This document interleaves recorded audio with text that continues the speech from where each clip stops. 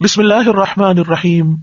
عربی میں کہتے ہیں دعوت اللہ، میں نے اللہ کو پکارا، یعنی میں نے سوال کرتے ہوئے اللہ تعالیٰ کی طرف عاجزی کرتے ہوئے جو خیر ہے اس کے پاس اس میں رغبت رکھی اور اس رغبت کو طلب کرنے کے لیے اس کو پکارا، یعنی اس رغبت کے ساتھ اس کو پکارا۔ قرآن مجید میں دعا کا لفظ مختلف معنوں میں استعمال ہوا ہے۔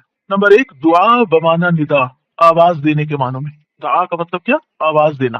جیسے سورۃ آل عمران میں آتا ہے فَقُلْ تَعَالَوْا نَدْعُ أَبْنَاءَنَا وَأَبْنَاءَكُمْ وَنِسَاءَنَا وَنِسَاءَكُمْ وَأَنفُسَنَا وَأَنفُسَكُمْ۔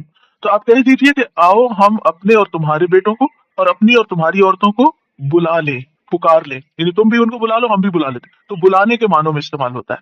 تو عربی زبان میں دعا اور ندا یہ دو لفظ مترادف بھی ہیں، ایک دوسرے سے ملتے جلتے ہیں، سینونیمز ہیں، ایک جگہ پر اکٹھے بھی استعمال ہوئے ہیں۔ الا دعا و ندا، کہ پکار اور آواز کے سوا کچھ نہیں سنتا۔ پھر اسی طرح دعا بمعنی طلب کرنا، کسی چیز کی ڈیمانڈ کرنا۔ قرآن مجید میں آتا ہے وَلَا تَزِرُ وَازِرَةٌ وِزْرَ أُخْرَى وَإِن تَدْعُ مُثْقَلَةٌ إِلَى حِمْلِهَا لَا يُحْمَلْ مِنْهُ شَيْءٌ وَلَوْ كَانَ ذَا قُرْبَى۔ اور کوئی بھی بوجھ اٹھانے والا کسی دوسرے کے گناہوں کا بوجھ نہ اٹھائے گا۔ یہ کب کی بات ہے؟ قیامت کے دن۔ اور کوئی بوجھ سے لدا ہوا شخص اپنا بوجھ اٹھانے کے لیے کسی کو بلائے گا، اس کو پکارے گا، وَإِن تَدْعُ تو وہ اس میں سے کچھ بھی نہیں اٹھا سکے گا، کوئی مدد نہیں کرے گا قیامت کے دن، اگرچہ وہ قریبی رشتہ دار ہی کیوں نہ ہو۔ تو کسی کو مدد کے لیے بلانا، آؤ میرا سامان اٹھاؤ، میرا بوجھ اٹھاؤ، اس کے لیے بھی لفظ دعا جس میں ایک طلب پائی جاتی ہے استعمال ہوتا ہے۔ اسی طرح دعا کا لفظ بمعنی قول، بات کے بھی استعمال ہوتا ہے۔ قرآن مجید میں آتا ہے فما كان دعواهم اذ جاءهم بأسنا الا ان قالوا انا كنا ظالمین۔ جب ان کے پاس ہمارا عذاب آیا تو ان کا قول اس کے سوا کچھ نہ تھا کہ وہ کہنے لگے بے شک ہم ہی ظالم تھے۔ تو یہاں پر قول یا بات کے معنوں میں آیا ہے۔ پھر اسی طرح دعا کا لفظ عبادت کے معنوں میں بھی آتا ہے۔ سورۃ کہف میں نوجوانوں کا جو قصہ آتا ہے جس میں وہ اب ایمان کو بچانے کے لیے غار کی طرف جا رہے تھے، تو اللہ تعالیٰ نے ان کے بارے میں فرمایا وَرَبَطْنَا عَلَىٰ قُلُوبِهِمْ إِذْ قَامُوا فَقَالُوا رَبُّنَا رَبُّ السَّمَاوَاتِ وَالْأَرْضِ لَن نَّدْعُوَ مِن دُونِهِ إِلَٰهًا لَقَدْ قُلْنَا إِذًا شَطَطًا۔ اور ہم نے ان کے دلوں کو مضبوط کر دیا جب وہ اٹھ کھڑے ہوئے تو کہنے لگے ہمارا رب تو آسمانوں اور زمین کا رب ہے، ہم ہرگز اس کے سوا کسی الہ کو نہیں پکاریں گے، یعنی اس کی عبادت نہیں کریں گے، اور اگر ہم ایسا کریں تو یقیناً ہم نے ناانصافی کی بات کی۔ تو دعا بمعنی عبادت۔ پھر اسی طرح پانچواں معنی قرآن مجید میں دعا بمعنی فریاد کرنا، طلب کرنا، فریاد کرنا، اور اس میں وَإِن كُنتُمْ فِي رَيْبٍ مِّمَّا نَزَّلْنَا عَلَىٰ عَبْدِنَا فَأْتُوا بِسُورَةٍ مِّن مِّثْلِهِ وَادْعُوا شُهَدَاءَكُمْ۔ اگر تم اس قرآن میں شک ہے جو ہم نے اپنے بندے پر نازل فرمایا تو اسی طرح کی ایک سورت تم بھی بنا لاؤ اور اللہ کے سوا اپنے گواہوں مددگاروں کو بھی بلا لو، فریاد کرو کہ وہ آئے اور تمہاری مدد کرے، یعنی مدد کے لیے پکارنا، یہ معنی ہے۔ پھر اسی طرح دعا بمعنی کسی چیز کی ترغیب دینا، یعنی کسی چیز کی طرف دعوت دینا۔ نوح علیہ السلام نے اپنی قوم کو پکارا تھا قال رب انی دعوت قومی لیلا ونہارا، اس نے کہا ہے میرے رب بے شک میں نے اپنی قوم کو رات اور دن پکارا، ان کو دعوت دیتا رہا دین کی طرف، اپنے رب کی طرف، اور اس میں معنی عبادت کا بھی ہے کہ اللہ کی عبادت کرو تو عبادت کی دعوت میں ان کو دیتا رہا۔ پھر اسی طرح دعا بمعنی منسوب کرنا، نسبت دینا، ادعوہم لآبائہم، ان بچوں کو ان کے حقیقی باپوں کی نسبت سے پکارو، یعنی ادعوہم کا مطلب ہے کہ ان کو اپنے باپوں کی طرف ہی منسوب کرو، جن کے وہ بچے ہیں باپ کا نام نہیں بدلو۔ اور آٹھواں معنی ہے سوال کرنا، دعا بمعنی سوال۔ جیسے بنی اسرائیل نے موسیٰ علیہ السلام سے کہا قالوا ادع لنا ربک یبین لنا ما ہی، انہوں نے کہا تم اپنے رب سے ہمارے لیے دعا کرو۔ تو یہ جو دعا ہے یہ بمعنی سوال ہے، یعنی مانگو کہ وہ ہمارے لیے بیان کر دے کہ وہ گائے کس طرح کی ہو۔ تو قرآن مجید میں یہ دعا کا لفظ مختلف معنوں میں استعمال ہوا ہے، لیکن دعا کا عمومی شرعی معنی کیا ہے؟ اللہ کی بارگاہ میں عاجزی کے ساتھ سوال کرنا، اور اللہ کے پاس جو خیر ہے اس میں راغب ہونا، رغبت رکھنا۔ اللہ کی بارگاہ میں اللہ کے حضور عاجزی کے ساتھ سوال کرنا، چیخ چلا کے نہیں بلکہ بہت ہمبل طریقے سے، اور جو خیر اللہ کے پاس ہے اس میں رغبت رکھنا، اس کا شوق رکھنا۔ بھی کہتے ہیں اس سے مراد ہے اللہ کی بارگاہ میں انتہا درجے کی عاجزی، انکساری اور محتاجگی ظاہر کرنا۔ جیسے موسیٰ علیہ السلام نے دعا کیا کی تھی رب انی لما انزلت الی من خیر فقیر، اپنے فقر، اپنی محتاجی، اپنی ضرورت کا اظہار کیا تھا، انی لما انزلت الی من خیر فقیر۔ امام ابن قیم کہتے ہیں اس سے مراد ہے ایسی چیز کو طلب کرنا جو دعا کرنے والے کو فائدہ دے، یعنی فائدے کی چیز حاصل کرنے کے لیے سوال کرنا، اور ایسی چیز کو دور کرنے کے لیے طلب رکھنا جو اس کو نقصان دیتی ہو۔ تو پھر دو طرح سے دعا کرتا ہے انسان، کچھ فائدے کی چیزیں مانگتا ہے اور کچھ نقصان والی چیزوں کو دور کرنے کے لیے اللہ سے درخواست کرتا ہے۔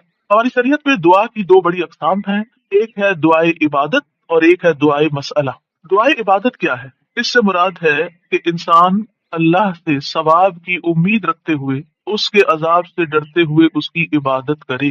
اس میں سوال نہیں ہے.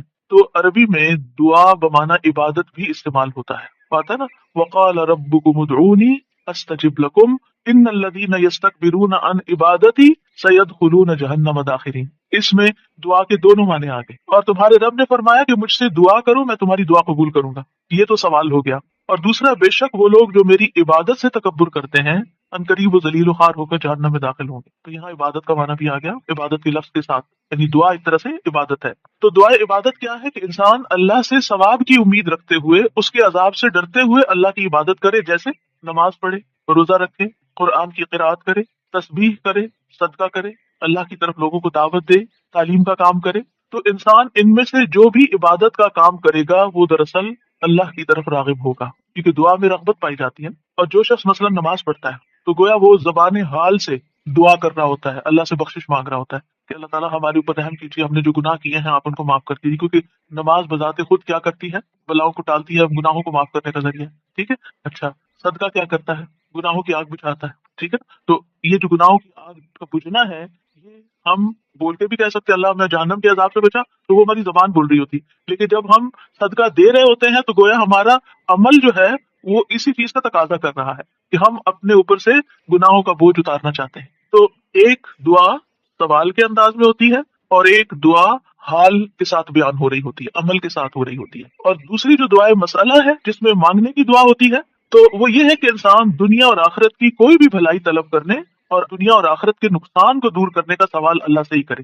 دنیا اور آخرت کی کوئی بھی بھلائی مانگنا اور دنیا اور آخرت کے کسی بھی نقصان سے بچنا یہ بس اللہ ہی سے کرے, اس کا سوال. یہ دعائیں مسئلہ ہے, سوال کرنے والی, یعنی وہ دعا جس میں ہم سوال کرتے ہیں. کن چیزوں کا سوال کرتے ہیں؟ دنیا اور آخرت دونوں. آخرت نہیں بھولنی. ربنا آتنا فی الدنیا حسنۃ وفی الآخرۃ حسنۃ وقنا عذاب النار. تو دنیا اور آخرت کی حسنہ مانگنا اور دنیا اور آخرت کے عذاب سے, مصیبت سے بچنا. وقنا عذاب النار, سب سے بڑی مصیبت تو آگ ہے نا, یعنی اس کی کوئی تکلیف انسان کو پہنچے. نبی صلی اللہ علیہ وسلم نے فرمایا دعا عبادت ہے. قال الدعاء هو العبادۃ قال ربکم ادعونی استجب لکم. تمہارے رب کا فرمان ہے میں پکارنے والے کی دعا قبول کرتا ہوں جب وہ مجھے پکارتا ہے. تو دعا جو ہے یہ عبادت کی اقسام میں سے سب سے عظیم قسم ہے. امام خطابی اپنی کتاب شأن الدعاء میں کہتے ہیں اس حدیث کی وضاحت کرتے ہوئے الدعاء هو العبادہ, وہ کہتے ہیں کہ دعا عبادت کا ایک بڑا حصہ ہے یا سب سے افضل عبادت ہے. جیسے کہ لوگ کہتے ہیں لوگ بنو تمیم ہیں اور مال اونٹ ہے, یعنی لوگوں کو دیکھنا تو بنو تمیم کو دیکھو, مطلب سب لوگوں سے افضل ہے. نبی صلی اللہ علیہ وسلم اسی سے تھے نا, اور ان کی تعداد بھی زیادہ تھی. اور اسی طرح عربوں کے ہاں مال کی سب سے بڑی قسم اونٹ ہوا کرتے تھے. وہ کہتے ہیں مال تو اصل میں اونٹ ہے اور لوگ تو بنو تمیم ہی ہے. تو اسی طرح کہا گیا دعا تو عبادت ہی ہے. الدعاء هو العبادہ, دعا ہی عبادت ہے. الحج عرفہ, تو اس کا یہ مطلب ہے کہ صرف عرفہ میں جاؤ, یہ نہیں. مطلب یہ ہے کہ جتنے بھی ارکان آپ حج کے ادا کرتے ہیں ان میں سے عرفہ کے دن کا قیام اگر کسی نے پا لیا تو اس کا حج ہو گیا, اور وہ سب سے بڑا دن ہے جس میں بخشش ہوتی ہے.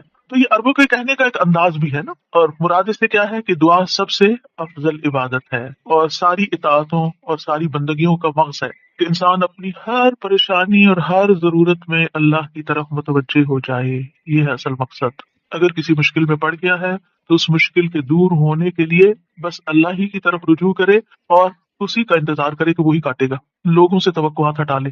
اس کا یہ مطلب نہیں کہ ہم لوگوں سے ہیلپ لے نہیں سکتے, آپ لوگوں سے ہیلپ لے سکتے ہیں, آپ ان کو بتا سکتے ہیں کہ آپ کس مشکل میں اور اس کا حل کیا ہے, لیکن ان سے توقع نہ رکھے کہ یہ میری مشکل حل کر دیں گے. مثلا آپ کو کوئی پرابلم ہوئی ہے, آپ کسی سے مشورہ کرنا چاہتے ہیں, آپ کسی سے کاؤنسلنگ لینا چاہتے ہیں, آپ ضرور لیں, لیکن یہ توقع نہ رکھیں کہ یہ آپ کا مسئلہ حل کر دے گا یا بس یہی آپ کے لیے سب کچھ ہو گیا. اس کو اللہ سبحانہ تعالیٰ سے آگے نہ رکھیں. کہتے ہیں نا ہمت مردہ مدد خدا. ہمت آپ نے کرنی ہے, کوشش آپ نے کرنی ہے, مدد اللہ نے کرنی ہے. دعا کی بھی ہمت ہوتی ہے اور دعا کے لیے بھی ایک ایفرٹ لگانی پڑتی ہے اور اس کے لیے یکسو ہونا پڑتا ہے. خصوصاً آپ دیکھیں کہ جب کسی بڑی پریشانی کے نتیجے میں انسان کے ہوش اڑ جاتے ہیں, اوسان خطا ہو جاتے ہیں, اس کو کچھ سمجھ نہیں آتی, تو ایسی صورت میں انسان اپنے خیالات کو مجتمع کر کے فوکس کر کے پوری توجہ کے ساتھ اللہ کی طرف جب متوجہ ہوتا ہے تو یہ ہے اصل میں دعا کی روح. اور نہ صرف یہ کہ بڑی مشکلات میں بلکہ چھوٹی چھوٹی ضروریات میں بھی اللہ کی طرف رغبت کرنی چاہیے. دعا کی ضرورت کیوں ہے ہماری